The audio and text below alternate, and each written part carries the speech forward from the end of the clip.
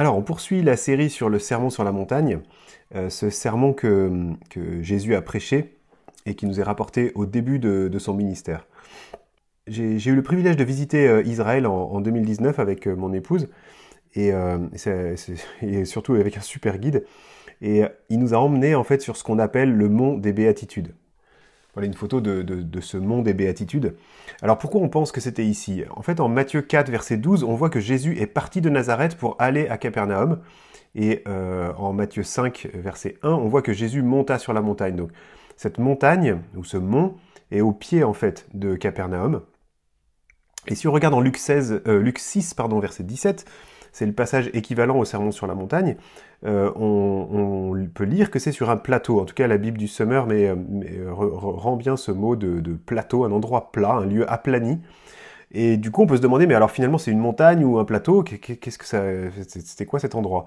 Et justement, en fait, ce lieu, il réunit les deux, en fait. C'est un plateau situé sur une montagne, juste au-dessus de Capernaum. Et donc, c'est ce qu'on voit ici. Là, on est vraiment en hauteur. Mais pourtant, il y a un grand espace plat. Et ce que notre guide aussi nous a montré, c'est que Jésus a utilisé l'acoustique naturelle de ce lieu. Et on a fait un test, en fait. Un frère est monté tout en haut, donc à peu près là où il y a on voit la construction, là au fond de la photo. Et il s'est mis à lire Matthieu 5, donc le sermon sur la montagne, de façon normale, c'est-à-dire sans forcer sa voix. Et pendant qu'il faisait ça, il y avait un très fort vent contraire. C'est-à-dire que nous, on était là à peu près là où on a pris la photo. Et on sentait le vent qui allait de nous à la personne qui lisait le sermon sur la montagne, donc plus haut sur la colline. Et donc ça paraissait complètement impensable qu'on puisse l'entendre même de là où on était. Et je vais vous passer la vidéo, vous allez regarder ce que ça donne.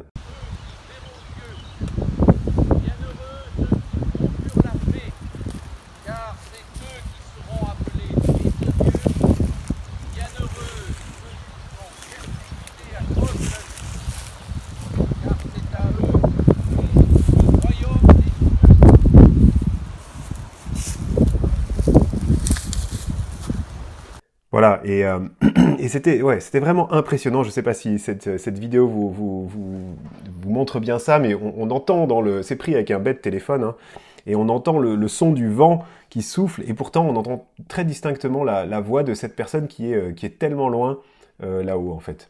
Et d'ailleurs, si vous regardez, on la voit sur la photo, la personne est vers l'arbre ici. Alors, on retrouve cette même recherche un peu d'acoustique idéale de la part de Jésus, même si c'est assez surprenant. Et on retrouve ça en Luc 5, versets 1 à 3, quand Jésus s'éloigne, il monte sur une barque et il s'éloigne du rivage pour parler aux foules, en fait. Et les experts en acoustique ont démontré que quand on est à 12 mètres du rivage, la qualité acoustique depuis la plage, pour des gens qui écoutent, elle augmente fortement, parce qu'en fait, le son direct de la voix qui se propage dans l'air atteint la plage en même temps que le son indirect qui, lui, en fait, rebondit sur l'eau, en fait. Et du coup, on entend beaucoup mieux quand on est éloigné comme ça de 12 mètres sur un rivage. Et donc, ce qu'on peut en déduire là et retenir un peu de Jésus quand il est venu sur Terre, on peut se dire qu'il voulait vraiment être entendu, il voulait être compris, et on peut en déduire aussi qu'il voulait être mis en pratique, et c'est un peu tout le sens du sermon, hein, qui termine d'ailleurs par la mise en pratique. Alors on va faire un petit rappel sur ce qu'on a abordé la dernière fois. En Matthieu 4, verset 17, Jésus dit « Changez d'attitude, changez de direction, vous avez tout faux ». En fait, il commence à prêcher. Il dit « Sortez de votre système religieux, changez de royaume ». Dans les versets suivants, il appelle ses disciples qui laissent tout pour le suivre. Et on le voit ensuite faire plein de miracles, et on voit des grandes foules qui le suivent de partout. Et finalement, c'est ce moment-là que choisit Jésus pour prêcher le sermon. Il utilise en fait la popularité du moment grâce au miracle pour donner le sermon le plus important de l'histoire. Et dans le sermon sur la montagne, ce qu'on a vu la dernière fois, c'est que Jésus nous révèle qui il est et ce qu'il aime. Donc dans Matthieu 5, 6 et 7. Donc si vous voulez savoir qui est Jésus, eh bien, méditez sur les 8 béatitudes qui sont décrites au début de Matthieu 5. Si vous voulez savoir ce que Jésus aime, méditez aussi ces 8 béatitudes, et méditez d'ailleurs tout le reste du sermon. Le sermon, c'est la constitution du royaume de Dieu, écrite par le roi, pour expliquer comment on fonctionne dans son royaume. En fait, il est il a prêché ce sermon pour nous donner les valeurs fondamentales, les principes qui gouvernent le cœur de Jésus et de tous les citoyens du royaume.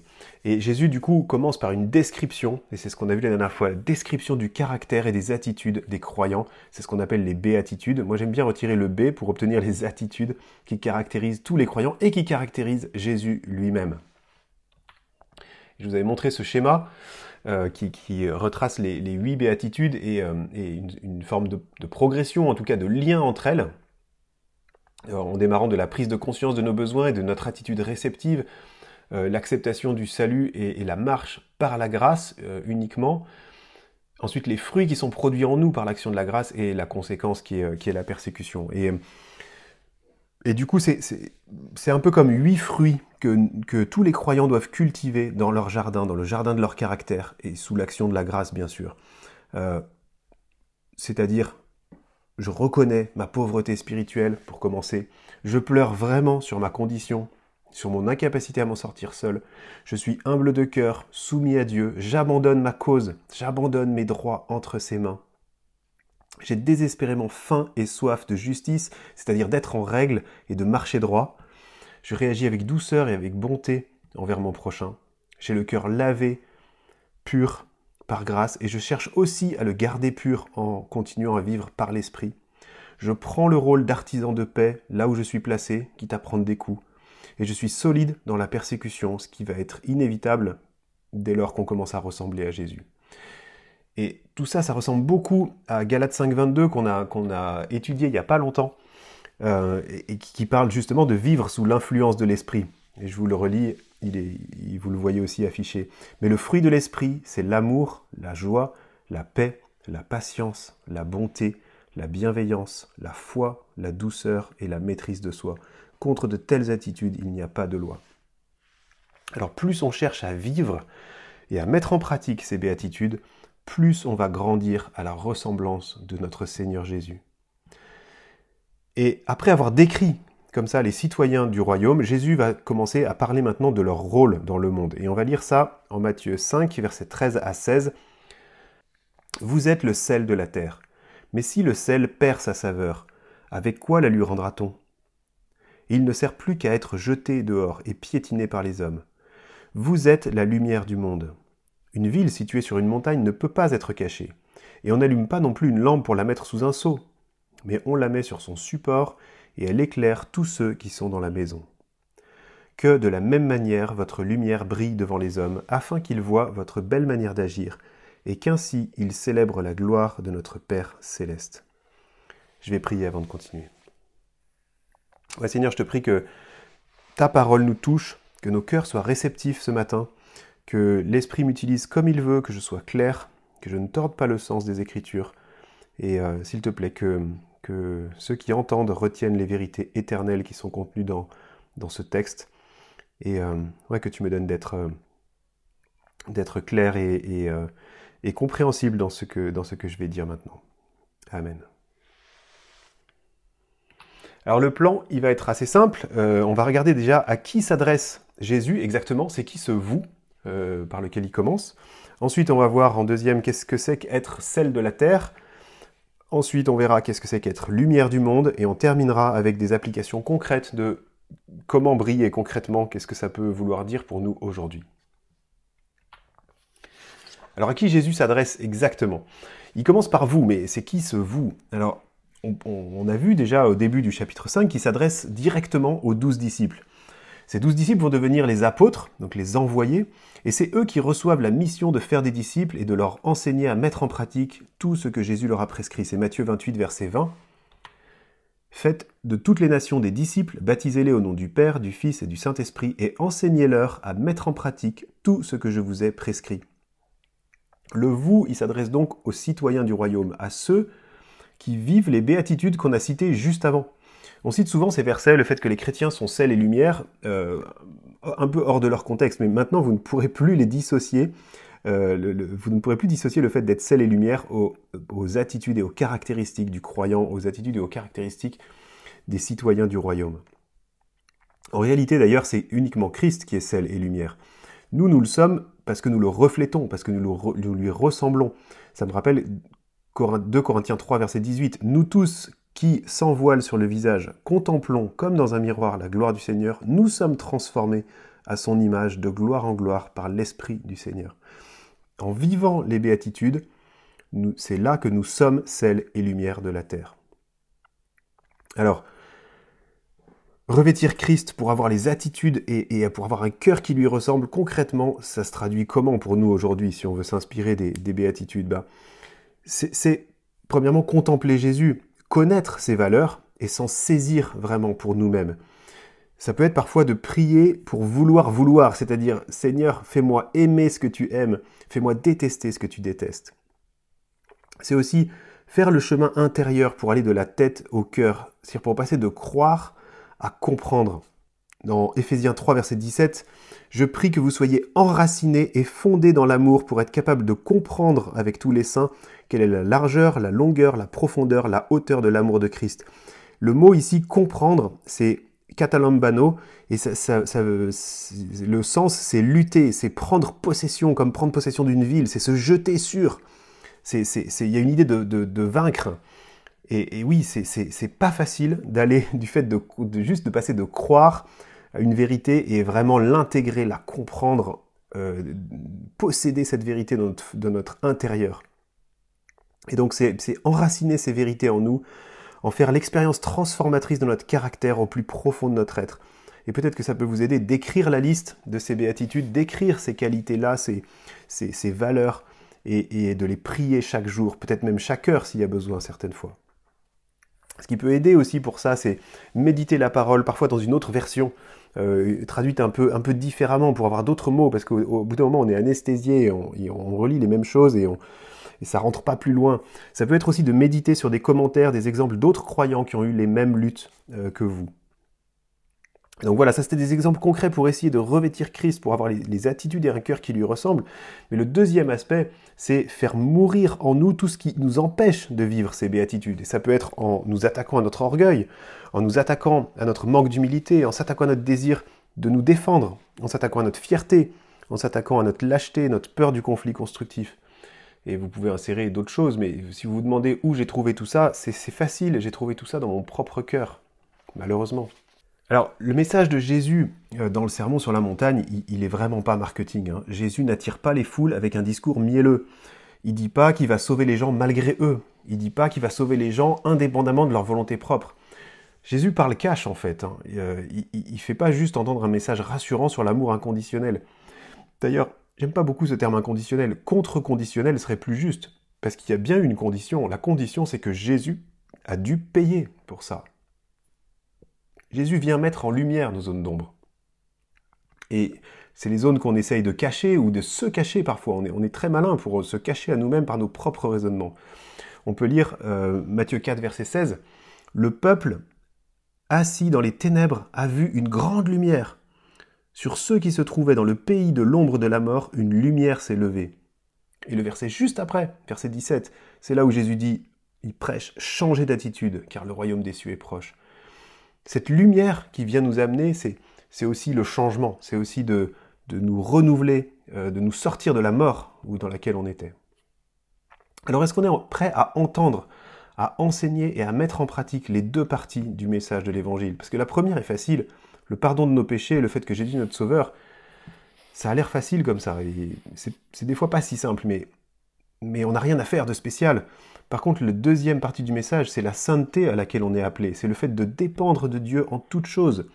C'est de faire de lui et de ses commandements nos délices. C'est de supporter la persécution. C'est d'endurer les souffrances de la vie. C'est tenir bon dans la maladie ou persévérer dans toutes sortes d'épreuves. Et ce message-là, il est pas facile à entendre, il n'est pas facile à mettre en pratique, vraiment. Alors on va attaquer avec « Vous êtes le sel de la terre ». Qu'est-ce que ça peut bien vouloir dire d'être le sel de la terre ? Si vous croyez que ça veut dire mettre son grain de sel partout, vous vous trompez, c'est pas ça. À l'époque, on faisait des guerres pour récupérer du sel. C'était quelque chose de très précieux. Les soldats romains étaient parfois payés avec du sel. Et le sel permettait en fait d'étendre la valeur des biens consommables. C'était à l'époque où il n'y avait pas de frigo. Et du coup, le sel permettait de conserver les aliments, donc soit de voyager avec, et de conserver les provisions, soit d'aller les vendre plus loin sans qu'ils ne s'abîment.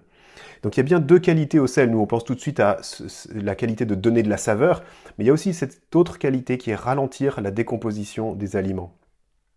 Alors, le sel donne de la saveur, il relève le goût, et la vie de disciple de Jésus, elle a plus de sens, elle a plus de goût, elle a plus de saveur. Pensez aux frites sans sel, c'est pas bon. Donc, faisons attention de ne pas donner l'impression ou de ne pas vivre une vie juste une vie triste, parce que c'est pas la vie à laquelle on est appelé une vie de joie et une vie de plaisir, mais de bon plaisir surtout. Et le deuxième aspect, donc, c'est préserver de la putréfaction. Le sel agit comme antiseptique, comme conservateur. Et ce que Jésus est en train de dire, c'est que les chrétiens ont ce rôle de ralentir la décomposition morale de la société. Alors le sel décrit notre comportement, nos attitudes dans le monde, et les attitudes qui marquent notre différence, tout comme Jésus lui aussi était différent du monde. Et dans nos attitudes, eh ben, on participe à ralentir le pourrissement des valeurs de ce monde. C'est notre rôle, c'est ce que Jésus nous dit ici. Alors Jésus parle aussi de perdre sa saveur, et sur le plan chimique, le sel ne peut pas perdre sa saveur. Donc c'est étrange que Jésus parle d'un sel qui n'a plus de saveur. Mais en fait, il parlait peut-être du sel qui était importé de la mer Morte au 1er siècle, et c'était un sel de mauvaise qualité, qui était pas pur, qui était mélangé à d'autres cristaux qui étaient, eux, sensibles à la pluie et au soleil. Et donc, du coup, ce sel, une fois confronté à la chaleur et à l'humidité, ben, il perdait sa saveur parce que les autres cristaux se modifiaient. Et ce sel, du coup, devenait impropre à tout, c'est-à-dire qu'il donnait plus de goût, et il ne servait plus non plus, il n'avait plus la propriété de ralentir la décomposition. Et du coup, comme ce sel ne servait plus à rien, eh ben, on le jetait sur le dallage du temple. Les dalles du temple sont très larges et elles sont très lisses, et elles deviennent vraiment très glissantes quand il pleut. Nous, on y était un jour où il pleuvait, et effectivement, ce sel servait un peu comme jeter du sel sur une route ou du sable sur quelque chose de glissant pour que ça glisse moins. Et je pense que la leçon pour nous, c'est une mise en garde contre le mélange. C'est-à-dire que si nous, on se mélange trop avec le monde, en termes de valeur, ben on perd aussi notre saveur et on perd notre rôle antiseptique. Et notre impact, il n'est pas dans les méthodes ou les actions ou les manifestations. Notre impact, notre qualité, elle est uniquement dans notre différence. Dans le fait de ne pas refléter les valeurs et les attentes du monde, mais au contraire de refléter les valeurs et le caractère de Jésus, qui est décrit dans les 8 béatitudes, en appliquant le message complet de l'évangile, pas juste la partie facile, et en faisant ce que faisait Jésus. Le sel, finalement, est un agent du changement sur les deux aspects, le goût et l'antiseptique. Georges Barna, c'est un chrétien qui a fait beaucoup de statistiques et qui en fait encore régulièrement en comparant les gens qui se disent chrétiens et les autres. Et voilà ce qu'il dit, je vous préviens, ça fait pas très plaisir. Hein. Donc Georges Barna dit « Le chrétien moyen, dans l'église moyenne, est quasi identique au reste de la société. Les différences morales et éthiques fondamentales que Christ représente dans notre façon de vivre sont tout simplement manquantes. Quand nos ados se disent sauvés et qu'on constate qu'ils tombent dans la drogue, qu'ils ont des relations sexuelles avant le mariage, en proportion égale aux autres ados de leur âge, quand les couples chrétiens ont autant de divorces que les autres, quand les chrétiens trichent et volent dans leur travail ou mentent à leur épouse au même niveau que ceux qui se disent non chrétiens, quelque chose de grave est en train de se passer. »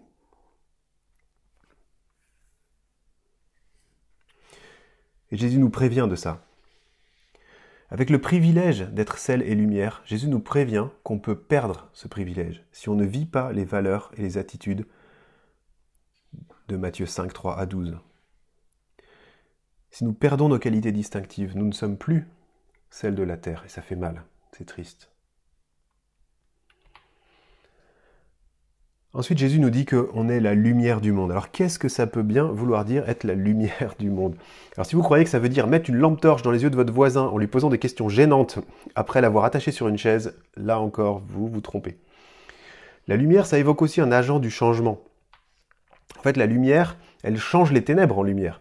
Éphésiens 5, verset 8 nous dit « Car autrefois vous étiez ténèbres, maintenant vous êtes lumière dans le Seigneur. Conduisez-vous comme des enfants de lumière. » Le monde, lui, est plongé dans les ténèbres, et nous faisions partie de ces ténèbres. Nous étions aussi ces ténèbres. Et nous ne sommes pas nous-mêmes cette lumière, c'est Jésus qui est la lumière. Nous, on n'est que des transmetteurs, en fait. Un peu comme la lune qui transmet la lumière du soleil, alors qu'elle-même n'a pas de luminosité en elle-même. Et quand nous sommes ensemble, nous sommes comme cette ville sur une montagne que Jésus décrit. Et ça fait penser à Isaïe 49, verset 6. « C'est trop peu que tu sois mon serviteur pour relever les tribus de Jacob et pour ramener les restes d'Israël. Je t'établis pour être la lumière des nations, pour apporter mon salut jusqu'aux extrémités de la terre. » Et ensemble, voilà, on peut être cette ville sur une montagne, ensemble en église, et séparément, on peut être des petits points de lumière là où on est pour les personnes qui sont autour de nous. Alors la lumière évoque deux choses. La première, c'est révéler le mal, ne pas le laisser cacher. C'est l'expression qu'on utilise, qui est connue, qu'on dit quand on dit faire de la lumière sur une situation. Et la deuxième, c'est prêcher l'évangile en pointant vers Jésus, c'est-à-dire ne pas laisser les gens dans l'ignorance, annoncer Jésus jusqu'aux extrémités de la terre. Alors à cette époque, à l'époque de Jésus, quand il a prêché, il n'y avait pas d'électricité. Et pour faire de la lumière, on avait des lampes remplies d'huile. Et en Matthieu 25, on voit l'histoire avec les vierges sages et les vierges folles. Les vierges folles n'avaient pas pris d'huile. On sait par ailleurs que l'huile est souvent le symbole du Saint-Esprit. Et donc, avoir de l'huile, ça peut être comparé au fait d'être rempli de l'Esprit du Seigneur. Donc nous, si on est cette petite lampe, elle ne peut briller que si on est rempli de l'Esprit du Seigneur, c'est-à-dire qu'on est intime avec lui. Comment ? En vivant les béatitudes, en aimant ce qu'il aime, en faisant ce qu'il faisait. Jésus nous dit qu'on n'allume pas une lumière pour la cacher. Et je pense que ce qu'il veut dire, c'est qu'on est appelé à vivre une vie de missionnaire et pas une vie de contemplation. Jésus nous met en garde que ça n'a aucun sens. On n'allume pas une lumière pour la couvrir, et notre rôle, notre appel en tant que citoyen du royaume de Dieu, c'est de briller. Alors c'est vrai qu'il n'y a plus vraiment de vie monastique chez les chrétiens évangéliques aujourd'hui, mais peut-être qu'on vit parfois un peu comme des moines, un peu repliés sur nous-mêmes, repliés sur notre communauté. On aime bien nos repas en commun, on aime bien nos groupes de discussion, on est rassuré par nos habitudes, par notre vocabulaire même, et ça nous demande un véritable effort d'aller vers les gens qui ne nous ressemblent pas. Et j'accuse personne, je plaide vraiment coupable dans cette attitude. Et c'est triste parce que c'est notre rôle.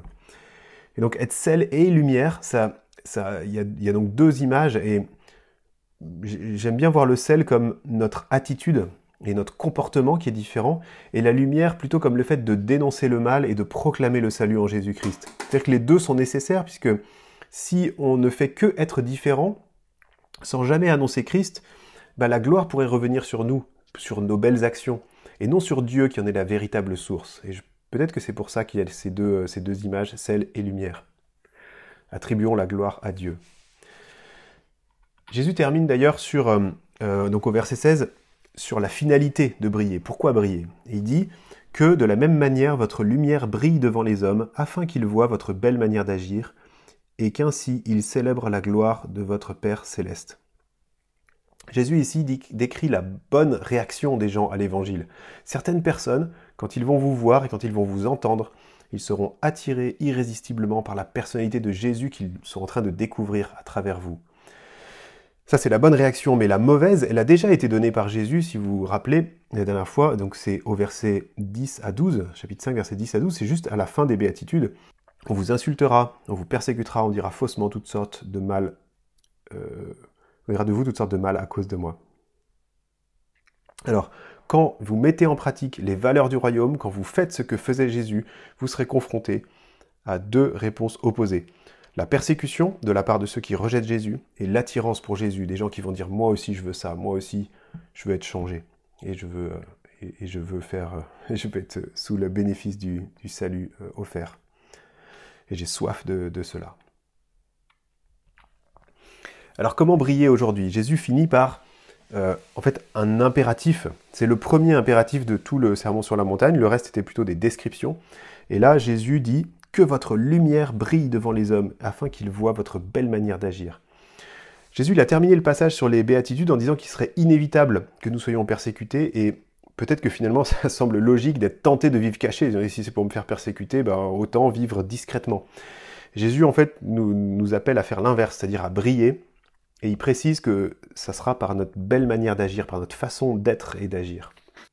On peut en tirer quelques applications de tout ça pour nous cette semaine. La première, ce serait de ne pas cacher notre vie chrétienne et ses implications, de la vivre devant tous, devant les gens. Afficher que Jésus est notre Seigneur sans le cacher, sans en avoir honte. C'est aussi vivre en parfaite honnêteté, de façon très concrète, c'est refuser des sollicitations malhonnêtes et en disant pourquoi on refuse. Alors c'est pas l'idée de dégainer Jésus à toutes les sauces, mais quand vous réclamez une facture pour payer vos taxes, c'est d'avoir un petit mot pour expliquer pourquoi, au moins de le dire une fois, si c'est des gens que vous voyez souvent, bah, qu'à un moment ils puissent savoir pourquoi vous faites comme ça. C'est aussi de ne pas approuver ce que Dieu désapprouve. Vous savez, parfois on rigole à une blague qui est déplacée, on n'ose pas dire qu'on est contre ce genre de blague, mais voilà, et en faisant ça, on ne fait pas ce qu'on devrait. Ça peut être aussi le fait d'être témoin d'une injustice, et on dit rien parce qu'on ne veut pas attirer l'attention, on se dit, bon, je ne vais pas faire mon relou dans ces moments-là. Et pourtant, bah, c'est une façon d'approuver des choses que Dieu lui-même désapprouve. C'est aussi démontrer les vertus chrétiennes dans notre caractère, comme par exemple la douceur et le respect. 1 Pierre 3, verset 15 nous dit « Soyez toujours prêts à défendre l'espérance qui est en vous devant tous ceux qui vous en demandent raison, mais faites-le avec douceur et respect. » Est-ce que quand on parle de Jésus, on en fait un moyen de débattre d'arguments, ou est-ce qu'on le fait avec douceur et respect?